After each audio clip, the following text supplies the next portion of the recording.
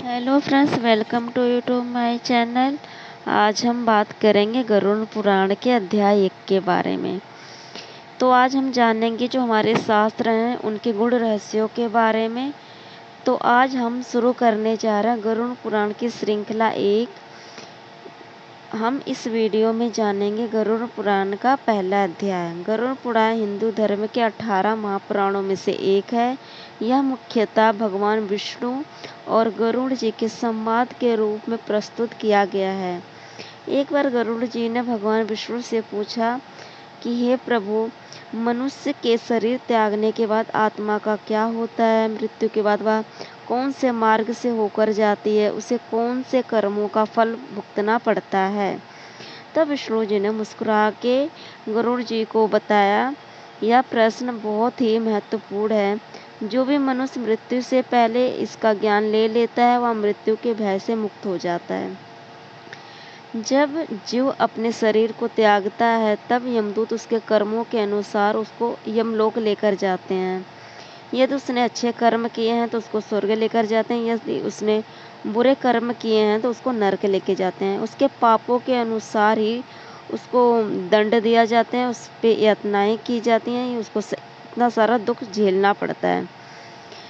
फिर गरुड़ जी पूछते हैं कि आत्मा को किस मार्ग से लेकर जाते हैं, वह कौन सा मार्ग होता है?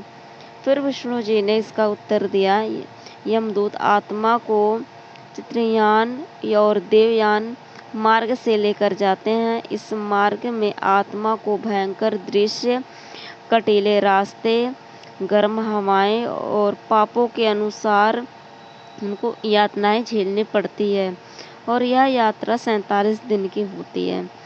फिर गरुड़ जी ने फिर से प्रश्न किया विष्णु जी से कि इसको विस्तार से बताइए प्रभु जी, कौन से पापों की कौन कौन सी सजा मिलती है? फिर विष्णु जी ने उत्तर दिया कि मैं तुम्हें सारे रहस्य बताऊंगा जिसे जानकर मनुष्य पहले ही अपने कर्मों के अनुसार सुधार कर सकता है, वह इन यातनाओं से बच सकता है, इन पापों से बच सकता है। जो व्यक्ति इस पुराण को स्मरण करता है या पढ़ता है या श्रद्धा से इसका स्मरण करता है तो वह पापों से मुक्त होकर विष्णु धाम को जाता है। गरुड़ पुराण का पहला अध्याय समाप्त होता है। इससे हम सबको सीखना चाहिए कि हमें पापों से बचना चाहिए, सत्य, धर्म और भक्ति से जीवन के मार्ग को अपनाना चाहिए। अगली वीडियो हमारी रहेगी मृत्यु के बाद आत्मा का विस्तृत मात्रा और नर्क की यथार्थ झलक। तो अगर यह वीडियो आपको पसंद आई है तो चैनल को लाइक करें, हाइप करें, सब्सक्राइब करें ताकि अगला भाग आपको देखने से चूक ना हो।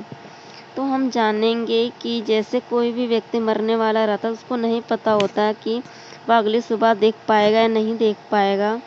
वह बहुत ही दुखद पल होता है। जब कोई मर जाता है तो वह आत्मा अपने सगे संबंधियों को देखती है, वो कैसे रो रहे हैं, तड़प रहे हैं। आत्मा चिल्लाती है कि मैं यहीं पर हूँ, मैं कहीं नहीं गई। लेकिन ना हम उसकी आवाज़ सुन पाते हैं, ना आत्मा हमसे वार्तालाप कर पाती है। वो देखती सब कुछ है और ऐसे ही मातम सा माहौल छा जाता है। तो उसी पल जब आत्मा को लगता है कि मुझे हो क्या गया, उसको लगता है मैं जिंदा हूँ। जब वो चिल्लाते, कोई इसका सुने नहीं पाता, एहसास दिलाते कि मैं यहीं पर हूँ, किसी को ना उसकी आवाज़ सुनाई नहीं देती, ना वो हमें छू सकती है क्योंकि वह इस लोक में नहीं रहती है, वह दूसरे लोक में पहुँच जाती है। तो जब हम लोग आते हैं तो बहुत ठंडी ठंडी हवा चलती है।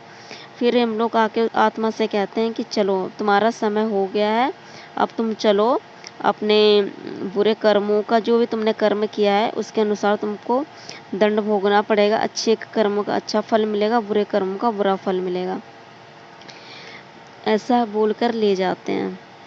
तो या मरने के बाद ही सब कुछ ख़त्म नहीं हो जाता। मरने के बाद हमारा एक दूसरा द्वार खुलता है जिसके आगे केवल सत्य होता है, निर्दयी अपरिहार्य सत्य, जहाँ पर हम हर जीव को जाना ही पड़ता है।